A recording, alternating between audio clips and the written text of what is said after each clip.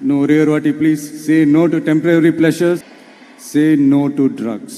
எனக்காக இதை மட்டும் செய்யுங்க ப்ளீஸ் அப்படின்னு சொல்லி விஜய் அவர்கள் மாணவர்கள் கிட்ட ஒரு விஷயத்த கேட்டிருக்காரு. அதாவது உங்களோட நட்பு வட்டாரத்துல ஏதோ ஒரு தவறான விஷயம் இருக்குதுன்னா, தவறான பழக்கத்துக்கு யாராச்சும் அடிமையா இருந்தாங்கன்னா அவங்கள திருத்துங்க. உங்களோட அடையாளத்தை எப்பவுமே இழந்துராதீங்க. நம்ம தமிழ்நாட்டுல இந்த போதைப் பொருளோட பயன்பாடெல்லாம் அதிகமாயிருச்சு. இளைஞர்கள் மத்தியில அது ரொம்ப அதிகரிச்சிருக்கு. பெற்றோர்கள், அரசியல் இயக்கத்தோட தலைவன் அப்படிங்கிற ஒரு அச்சத்துல நான் இதை உங்ககிட்ட சொல்லியே ஆகணும். இதுல நம்ம மத்த யாரையுமே குறை சொல்ல முடியாது.